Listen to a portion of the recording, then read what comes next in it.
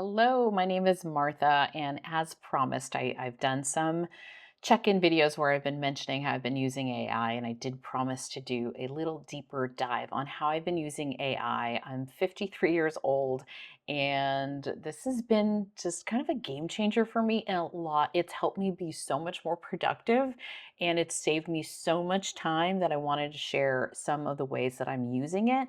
And then I could also do some deeper dives videos in the future on a few of these topics. But before I get there, I do know that there are some folks that, aren't comfortable with AI, and everyone's going to have different opinions. And that's, everyone's allowed to have different opinions, as am I. I'm not using this for business specifically, although at work, at my full time job, we are using Gemini, which is Google's AI, but for this and what I'm talking about, this is just like how it's helping me with things like meal plans, spending, keeping me from spending money, just research that I'm doing, health and wellness, that kind of stuff, and travel, things like that, that I've been using it. So that's what I'm going to touch on. So if you're interested in hearing how I've been using it and how it's been helping me, then stick around.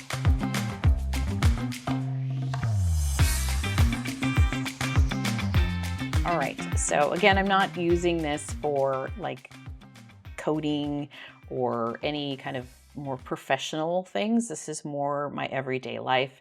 It's helping me save money. It's helping me stay healthy. It's helping me kind of plan for retirement and organizing my home. Those are kind of the main things I've been using it, as well as travel. And so I will touch on those here. And if there's some subjects that I feel need a longer video, I'll do those as a deeper dive.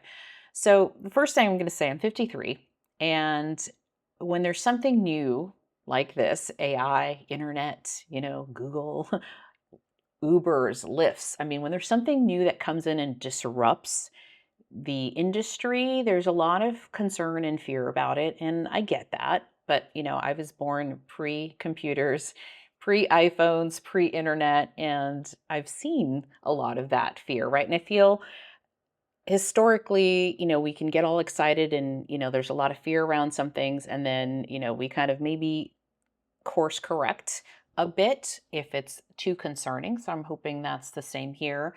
But I remember when we were afraid to give, our credit card to buy something online. Like, what if someone steals it? Or, I mean, I guess there's still people that do that. But for the most part, I mean, most of us shop online and don't even think twice about putting in our credit card into the computer and thinking about that. So I just think of, I mean, we've seen it through history.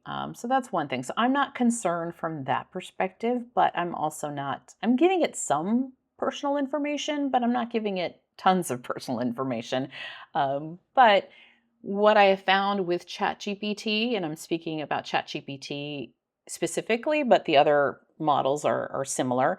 The more you use it, the more it gets to know you, because it does have a memory. I mean, it keeps things, and you can go in and see what it's keeping as a memory, and you can delete things.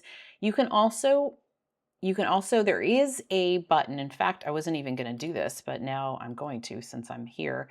There is a, if you go into your settings on ChatGPT, there are some things that you can ask it to do. And I'm trying, maybe it's around security.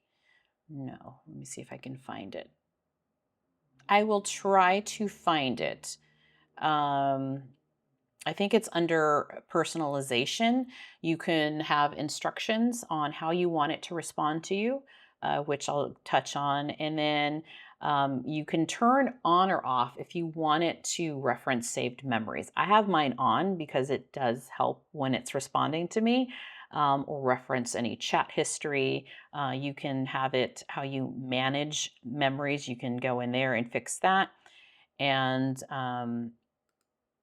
you can go in there and check out all your memories. There, you can also have it go into, if you don't want it to save something or memorize something, there is like a temporary chat, so it won't keep that. Kind of like going incognito on the internet works the same way. So there's different things like that that you can do if you're concerned about that aspect.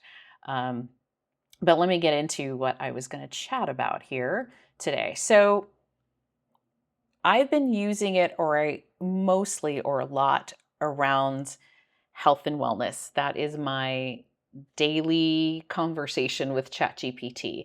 Uh, about 2 months ago, I'm like, okay, internet and intermittent fasting's not working. It's the pounds are not staying on. I'm walking. I'm kind of doing things, um, and nothing's happened. I'll also be very honest and say, yes, if I really, like, really wanted to lose weight, like if I had like a wedding or some target like that I need to hold me accountable, yes, I'd probably be going to the gym, even though I hate it and all those things. But I want this to be a lifestyle change and not like a crash diet thing that I'm doing just to do. So kind of slow and steady. I'm looking for slow and steady. And so for my health and wellness, I gave it some instructions. And that is the one thing I think before I go into anything else in this video. There's two things that I want you to remember.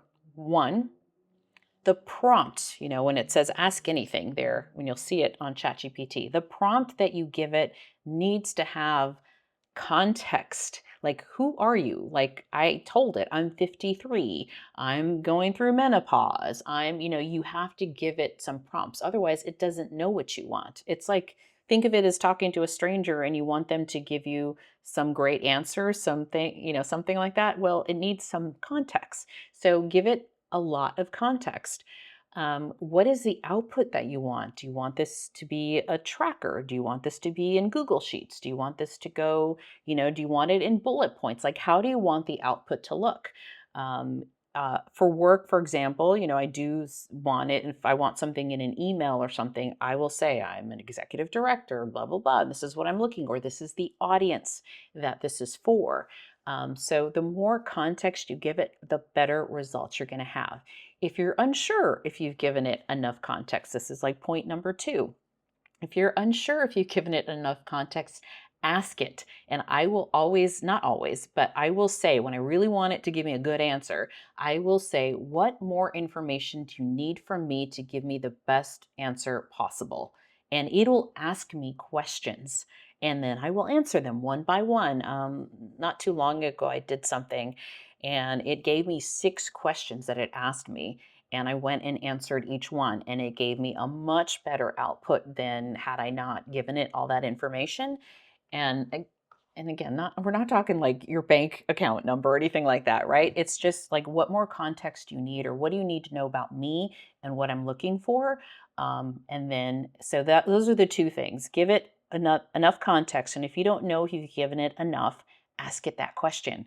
What more information do you need from me to give me the best answer possible? And it will ask you, and then you're like, oh yeah, I should have told them that. Oh yeah, I forgot to mention that. So it's really helpful there. So with my health and wellness, I use it for meal planning. I don't like meal planning. I don't really like cooking, but I do like good food. So, and sometimes with meal planning, it just kind of became the same old thing. And because I was such a carb heavy eater, and I've told it that I'm really wanting to do more protein, more healthy fats and fiber, and that should be the core of my meals. Carbs are fine as long as it's like a sidekick, a little tag along with those other things. So I've given it that instruction and it knows that. So when it's planning meals, it knows to create high protein, high fiber plans for me. Grocery lists, it helps me organize lists. Sometimes I'm saying, like, okay, give me the meal plan and then a grocery list for it if I want. Over time, I've built a pantry, so to speak, with ChatGPT. So no, it knows what types of cuisine I like, and it knows what I don't like, and it knows what I do like, because I've told it all this over time. When I went shopping at Costco a few weeks back, I just emptied, everything on the counter back there, and I emptied all my groceries and I took a picture. You could take multiple pictures if you can't get it all in. So I didn't have to type it all out. And I said, hey, I just went to Costco, put this all in my pantry. This is stuff that I have, and I want to make sure that I use it, in the future meal plans.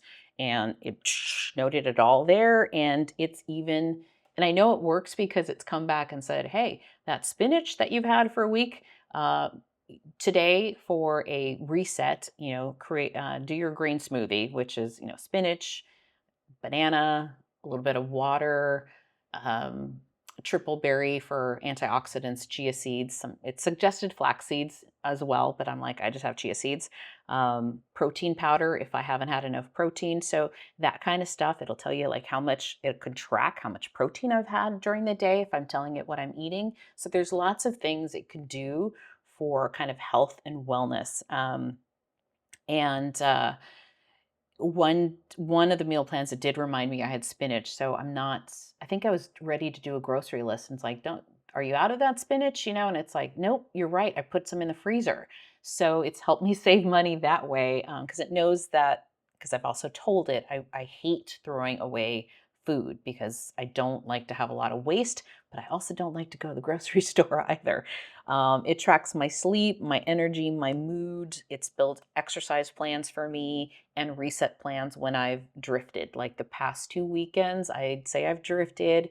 I've seen the weight go up a little bit. And this morning it was nice and said it's not fat, it's water retention because you've eaten so much, really a lot of heavy sodium things this week and not enough water to flush it out.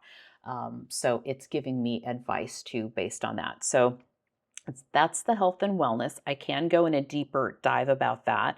I will, because I'll talk about projects maybe in a future video on how I've created some very set instructions. You know what? Let's just make this video long. Actually, I'll tell you right now the instructions that I gave ChatGPT. I also want to make sure, since I hate grocery shopping, that my Instacart is not on its way at all. Well, I'm glad I checked because it says it's heading to me soon, probably in the next 20 minutes. So, okay. So, with health and wellness, I am paying for ChatGPT because I use it so often, but you can do this without the paid version. Again, by giving it very clear context and information to help it help you. But because I am paying for it, I can do what is called a project. So I will share with you what I told it to do. And I'll share my screen here real quick. If you create a project, like a file, basically, you can file all the things that are the same topic. Let's say you're doing like a home remodeling or something, so it's all there and you can see it very quickly. You can add files and it can reference those files for anything in that project. So files are nice, but that is part of the paid version. But I will say, if you do have the paid version, there's something that I'd like to share with you. And these were instructions, and I actually told it to help me give it the right instructions based on what I wanted. So I'm not going to read it all, but I did say, here's your role and response style. This is how I want it to behave. They're instructions for ChatGPT. Act as my personal health and wellness coach, accountability partner, and body composition strategist. Your blend of, gave it some examples like Dr. Stacy Sims, James Clear, Jillian Michaels, a nutritionist. I want a body recomp specialist for tweaking, tracking, uh, macros and pattern analysis, and an inner drill sergeant, because chat gpt can be a bit of a kiss ass if you want it to. And I said, you know keep excuses in check and keep the mission in sight. I gave it my health goals that I wanted, and then I said, your responsibilities are to track my patterns, nutrition, movement. I will put this down below because it's a lot of information. But again, I gave it a lot of information because I want a really good output. I wanted this to work. So you can see here. So that is what I did for my health and wellness. And then I will do check ins. And my check ins every day is, I tell it what time I woke up. I told it whether I took magnesium the night before. I will tell it my energy level at wake up. And then sometimes, if I remember throughout the day, whether I had a bowel movement or not, my weigh in. So I weigh in every day, what I'm eating for lunch. And sometimes I'll ask it, like, what would be the best thing to eat for lunch? But sometimes it's after the fact. After I've done it, I will tell it. It'll capture some notes for me at the end of the day of like, hey, you ate a lot of sodium today. Make sure you drink, X number of ounces of water to flush some of that out. Or like it did last night, told me you're probably going to see your weight fluctuate up today based on all you ate this weekend, and the types of foods you ate. That's not fat, it's water retention. Here's a reset plan, because I did ask it. I want a reset plan when I drift. So it gave me a plan for today on what I should eat today. So sometimes, again, it's a chat. If I want it to be proactive, I will ask it questions. If not, I will just tell it what I did. And then I asked that at the end of the week if it can give me some insights on if they're seeing any insights on like what I ate and my energy level or my bowel movements or anything like that. And it'll help me course correct. So that's how I use it for health and wellness. Again, it reminds me of what kind of food I have. It's given me exercise plans. I asked for it, but it's given me exercise plans. It gave me a target this week because I was bad these 2 weekends on like you need to walk 3 to 4 weeks. And then it gave me a plan like walking today, strength training tomorrow, walking. And so it's done that. So that's the health and wellness piece. The second thing it's helped me with is a money coach.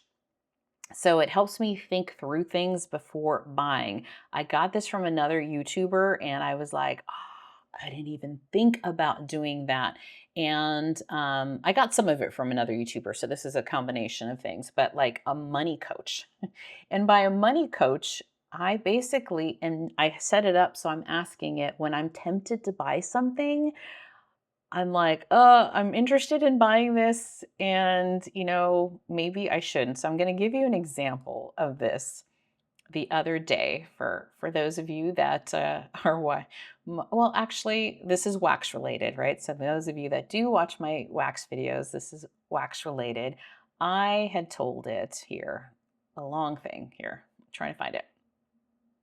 Okay. Yeah, we had a long conversation. I'm telling you, I use this all the time. So the free version, you're limited on how many chats you can have during the day. That's why I went pro, because I'm like, I'm talking to this thing all the time. So I told it when I spend something or I'm considering spending something, I will let you know, and I want you to act like my financial advisor, letting me know if it's a wise spend. And it said, perfect. Again, he'll define, and I call it a he, needs versus wants. Your spending targets of 50% essential as far as my budget goes, 20% discretionary, 30% investing. So it told me all this. That does it align with your goals of retirement, travel, and joy without penny pinching? Recurring behavior patterns, is this emotional spend or impulse buys?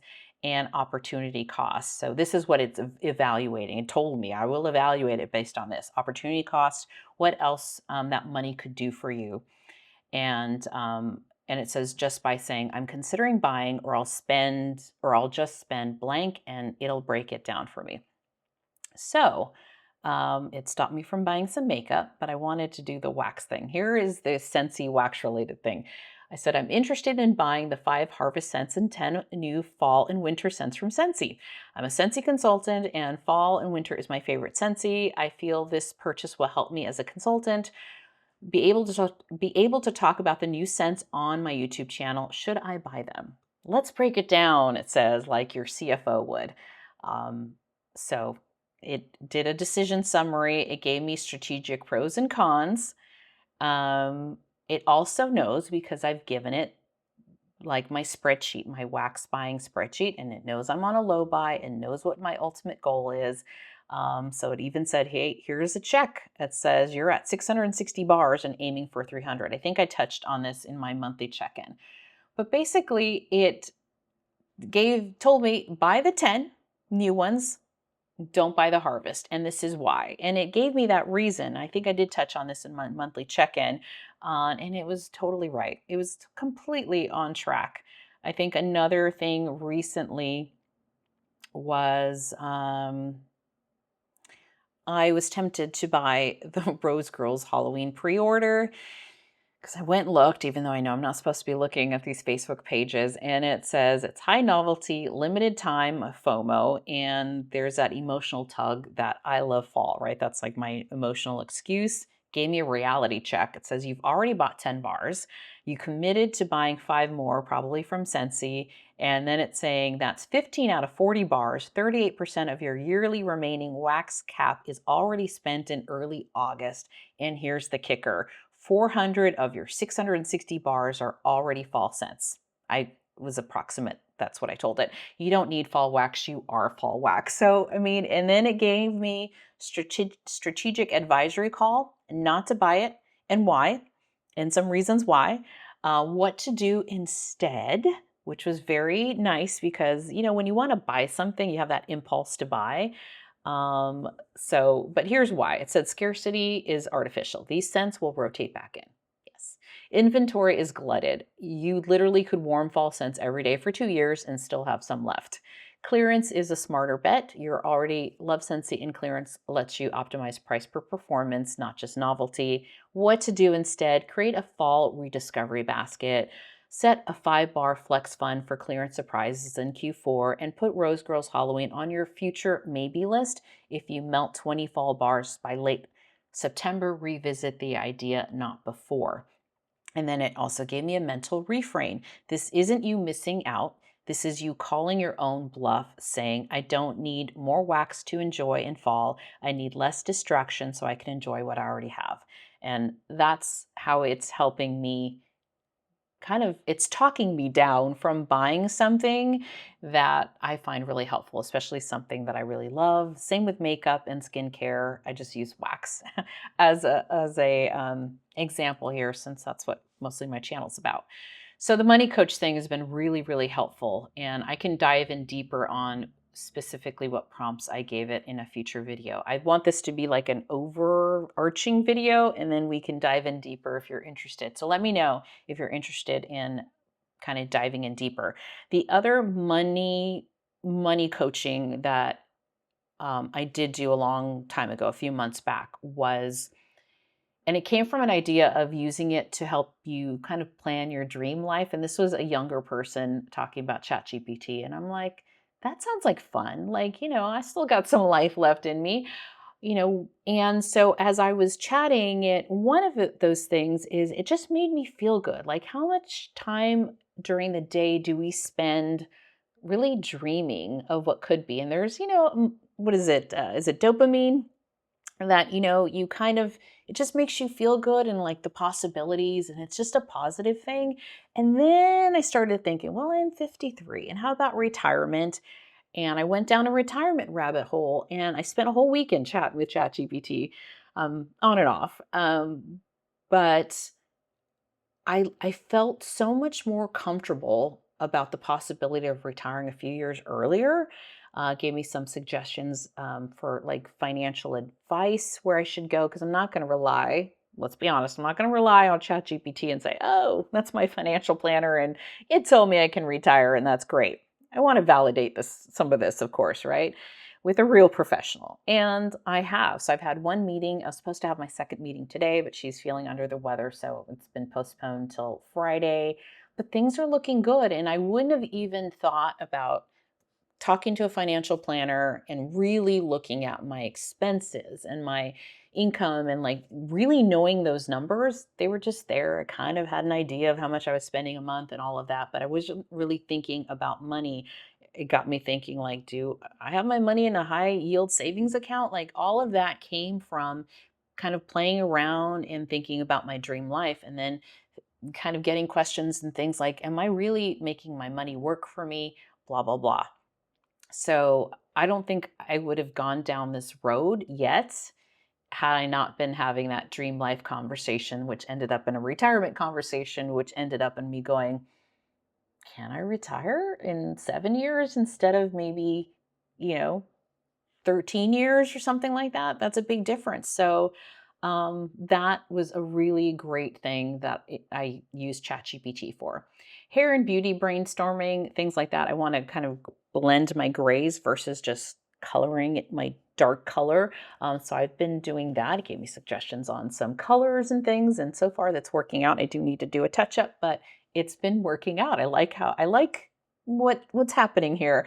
So it's not so harsh, like a harsh line with your grays blending out. So had that. Travel, I think a lot of people use it for now, and building an itinerary for my trip to Japan has just been amazing.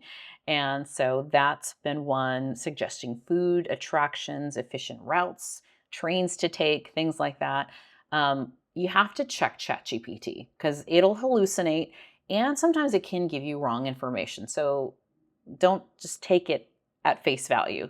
But it gives you ideas that you wouldn't have thought about. Um, my books and entertainment. I love to read. Absolutely love to read, and it knows what books I like. It helped me cull my Goodreads. I don't know how many books. I had over 200 books, I think, on my TBR, and I'm like, I need to clean this up. I don't even know some of these books, right? I don't remember who told me about them or how that happened. We went because you can export your Goodreads, and I uploaded it into ChatGPT, and we went book by book, and it knows what I like now based on me telling it what I'm reading and taking notes for me, and then summarizing my book reviews. So it knows what I like and what kind of books and genres I like. So we went through my list and we went like 5 by 5, and I got rid of like over 50 books just by doing that. So it's sometimes like having a sounding board or a friend to kind of help you talk through things. I know some people kind of use it for therapy. I haven't gone down that road, but there was a really good video I'll link it up here if I can find it, how they've been using it kind of in a therapeutic way. Um, Home and lifestyle. This was the second way that I used it. And let me just check my Instacart real quick. Okay, we're still good.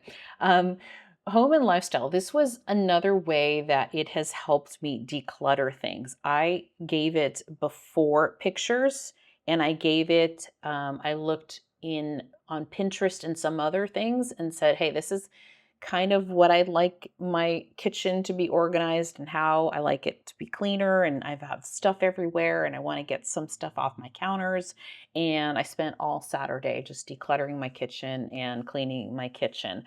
So I'll go into a deeper dive on the instructions I gave that. Same with the guest room, because you can take a picture of your room. And like right now, this is a little bit of a mess. You can take a picture of it and say, like, help me declutter this. I want it to be clean, less stuff, on the desk. What helped me with the same picture, using the same angle. That's what I said. Using the same angle, give me what this could look like. Because having that visual of what it could look like was motivation for me. Not everyone needs to be visual like that, but I do. And seeing what the guest bedroom could look like without the clutter, I was like, yes, I want that. And it was my room. It was my room, had my curtains, had everything, but it was like clean. And so that was what motivated me to start decluttering the wax storage guest room.